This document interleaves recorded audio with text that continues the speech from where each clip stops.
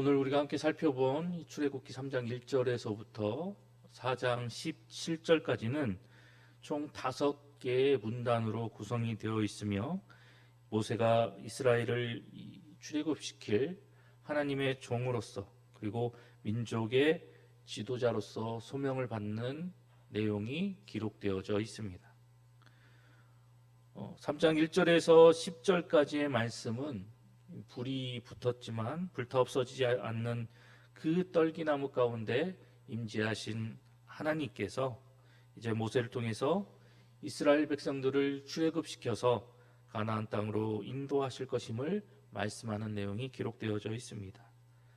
그리고 3장 11절에서부터 앞으로 살펴보게 될 4장 17절까지는 자신의 소명에 대한 그 모세의 그런 진술의 내용과 그리고 그 진술에 따른 하나님의 답변이 5차례 반복되어서 기록되어져 있는 그런 모습을 우리가 이제 살펴보게 될 것입니다.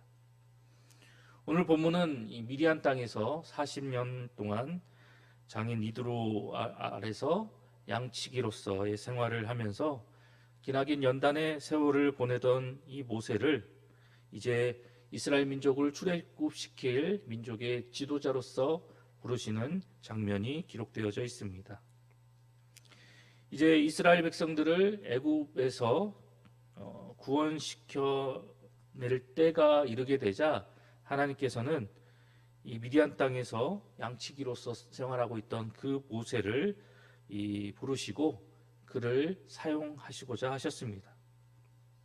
모세의 부르심을 통해서 하나님은 이제 자기 백성의 이 구원을 위한 계획을 차고 없이 이제 순탄하게 진행시켜 나아가시는 그런 모습을 우리에게 보여주고 있습니다. 그렇다면 이러한 내용의 본문을 통해서 우리에게 이야기하시는 하나님의 말씀은 과연 무엇이 있을까요? 먼저 첫 번째로 하나님은 자기 백성의 고통받는 현실을 지켜보고 계시는 분이시다라고 말씀하고 계십니다. 본문 7절 말씀을 살펴보면 하나님께서 이스라엘 백성들의 고통을 분명히 보고 그들의 감독자로 말미암아 부르짖는 소리를 들었으며 그들이 가지고 있는 그 근심을 알고 있다라고 말씀하고 계십니다. 또한 이스라엘 백성들이 하나님이 자신들을 잊었다라고 생각하고 있는 그 순간에서도 하나님은 결코 자기 백성들을 잊거나 버려두지 아니하시고 그들이 고통받는 그 모든 현실을 다 지켜보고 계신다라고 말씀하십니다. 또한 자기 백성의 탄식과 자기 백성의 간구의 소리를 다 듣고 계시고 이로 인해서 그들이 겪는 그 모든 아픔까지도 하나님은 다 알고 계셨다라고 말씀하고 계십니다. 자기 백성이 처한 그 근심, 그 고통, 부르짖음, 그 모든 것 하나하나까지도 다 파악하시고 그리고 다 알고 계신 그 하나님께서는 자기 백성을 향한 그 깊은 애정과 관심으로 인해 결국 그들을 그 고통의 땅 애굽에서 건져내시기로 작정하십니다. 이처럼 하나님께서는 언제나 자기 백성의 그 고통과 그들이 처한 비참한 현실 그 모든 것들을 다 바라보고 계시고 그들의 그 고통의 소리를 듣고 계시고 그들의 처한 그 모든 현실을 다 알고 계십니다. 그리고 그러한 상황 속에서 끊임없이 자기 백성을 향해 깊은 관심을 가지시고 그리고 사랑으로 자기 백성을 지켜보고 계신 그러한 모습을 오늘 본문의 말씀을 통해서 우리에게 분명하게 말씀하십니다. 뿐만 아니라 자기 백성이 고통에 처했을 때 그 고통으로 부르짖고 신음하며 나아갈 때 그 고통의 소리에 그 신음의 소리에 결코 외면하지 않으시고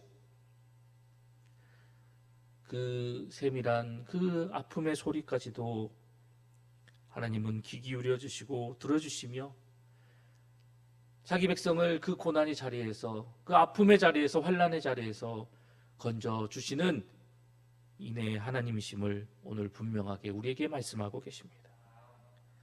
때문에 우리는 그 하나님을 우리가 언제나 기억하고 의지하여서 우리에게 주어진 인생의 여정을 걸어 나갈 때 그 과정 속에서 고난을 만나고 환난을 만나고 많은 아픔과 시련을 겪는다 할지라도 하나님을 원망하는 것이 아닌, 하나님 앞에서 탄식하고 좌절하고 주저앉는 것이 아닌 그 하나님의 위로의 손길을 더욱더 바라보고 의지하며 믿음으로 승리하며 나아가는 저와 여러분 모두가 되어야 할 것입니다.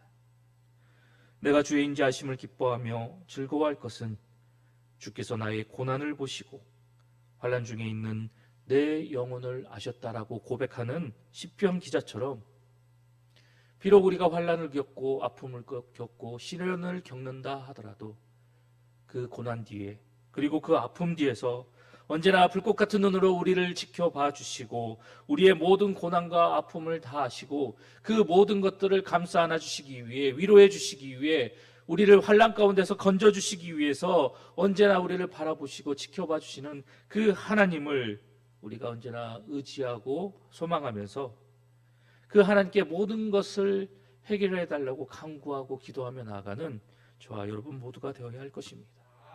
그래야 할 때 우리는 환난 속에서도 기뻐할 것이고 고난 속에서도 즐거워할 것이며, 우리가 겪는 그 시련과 아픔 속에서도 우리는 더욱더 감사한 모습으로 하나님 앞에 나아갈 수 있게 될 것입니다.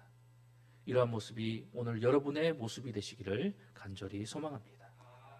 계속해서 본문의 말씀을 통해서 우리에게 들려주시는 하나님의 말씀은, 성도는 하나님의 부르심에 겸손히 순종하는 사람이어야 한다라고 말씀하십니다.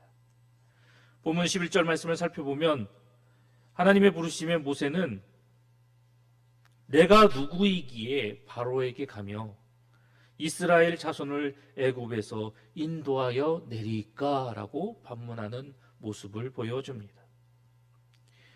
모세가 이렇게 하나님의 명령 앞에서 반문하는 이유가 무엇입니까?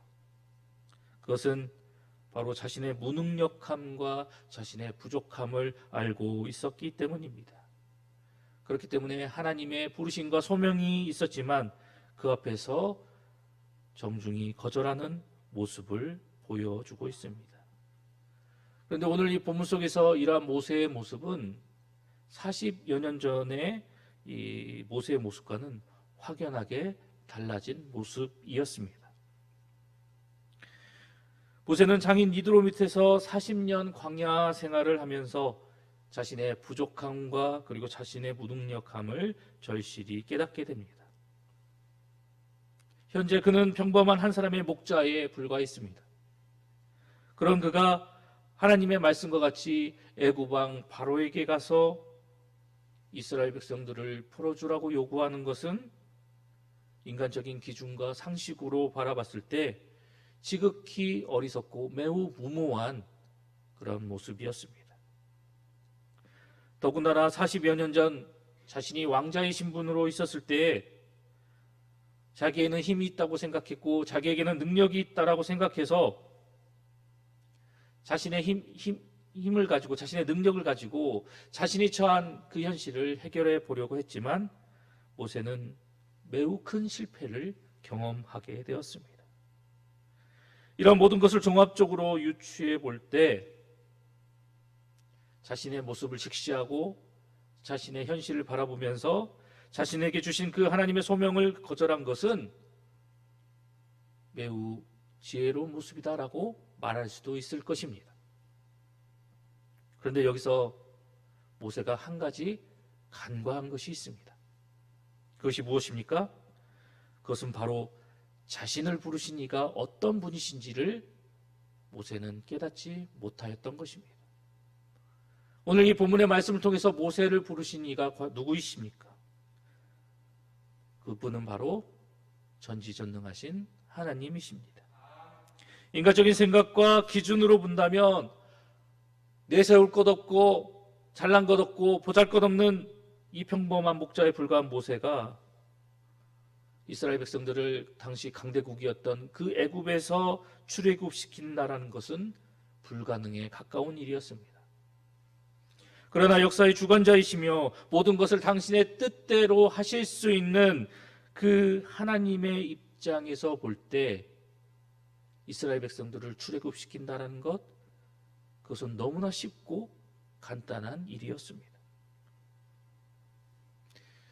이러한 전지전능하신 그 하나님께서 아무것도 내세울 것 없고 보잘것없고 그 능력 없는 그 모세를 부르시고 그를 사용하시겠다라고 말씀하시며 그를 이스라엘을 구원시킬 민족의 지도자로 세우실 때에는 모세가 그 소명과 그 사명을 잘 감당할 수 있도록 힘과 능력을 주실 것이 자명한 사실이었습니다. 그렇기 때문에 모세는 오늘 이 본문에서와 같이 자신을 부르시는 그 하나님의 소명 앞에서 그 부르심을 거절할 것이 아니라 오히려 그 하나님의 부르심 앞에 겸손히 더욱더 자신을 낮추고 그 부르심에 순응하면서 내가 이 모든 것들을 잘 감당할 수 있도록 하나님 힘을 주시고 능력을 더하여 주시옵소라고 하나님 앞에 겸손히 순종하는 것이 마땅했었습니다. 오늘날 이 시대 속에서 우리가 믿는 하나님은 오늘 이 본문 속에서 모세를 부르시는 것과 같이 다양한 방식으로, 다양한 모습으로 자신의 백성된 성도들을 당신의 일을 감당하시기 위해 오늘도 끊임없이 부르고 계심을 우리는 바라보게 됩니다. 어찌 보면 이 순간에도 하나님은 당신의 뜻을 이루어 나가시기 위해 오늘도 저와 여러분을 부르고 계실지도 모릅니다. 그럴 때마다 나는 부족합니다. 하나님이 부르실 때마다 나는 부족합니다. 아무 능력 없는 그런 쓸모없는 자입니다라고 하나님의 부르심을 거부하고 거절하실 것입니까? 기억해야 할 것은 나의 부족함, 나의 연약한 모습, 나의 나약함을 보아야 하는 것이 아니라 그러한 연약한 자를 부르시는, 그러한 연약한 자를 이끄시는, 그리고 그런 아무런 자격 없는 자를 통해서 그 원대하고 위대한 계획을 이끌어 나가시려고 하는 그 전지전능하신 하나님을 우리가 바라보고 그 하나님께 집중해야 한다는 사실입니다. 내가 아무리 부족해도, 내가 아무리 연약해도 전지전능하신 하나님께서는 그 모든 일들을 감당할 수 있는 힘과 능력을 더하여 주실 것이기 때문입니다. 내가 믿는 그 하나님은 내가 자격이 있기 때문에, 내가 능력이 있기 때문에, 내가 세상 다른 사람들보다 뛰어나기 때문에 나를 부르시고 나를 사용하시는 것이 아닙니다. 하나님께서 나를 부르시는 것은, 하나님께서 나를 사용하시겠다라고 말씀하시는 것은 그 모든 것들을 감당할 수 있도록 힘이 되어주시겠나라고, 능력이 되어주시겠나라고 우리에게 약속하시고 말씀하시고 우리를 부르시기 때문입니다. 이 세상 그 어느 누구도 하나님의 일을 감당하며 나가는 데 있어서 합당한 완전한 자격이나 능력이 있는 사람은 결코 없을 것입니다. 때문에 우리는 하나님이 나를 부르실 때, 하나님의 일을 감당하시라고 말씀하실 때 나는 부족합니다. 나는 부적절합니다. 나는 아무런 자격이 없습니다. 나의 부족함을, 나약함을 내세우는 것이 아니라 부족한 나를 부르실 때 그 일을 감당하실 수 있도록 하나님께서 힘과 능력과 지혜를 예비하시고 나를 부르시고 계신다라는 사실을 기억하여서 부족한 나를, 연약한 나를 부르시고 사용하여 주시는 하나님 참으로 감사합니다. 감사합니다. 그 하나님의 부르심에 더욱더 감사하며 순복하며 나아가는 성숙한 믿음을 지닌 저와 여러분 모두가 되어야 할 것입니다. 어떠한 모습으로, 어떠한 자리에 하나님께서는 우리를 부르시고 사용하실지는 모르지만 하나님의 부르심이 있다면, 하나님께서 나를 사용하신다라고 말씀하신다면 기꺼이 그 부르심에 순복하며 나를 사용하시는 그 하나님께 더욱더 감사함으로 하나님을 찬양하며 나아가는 우리 봉상의 모든 성도님들이 되시기를 간절히 소망합니다.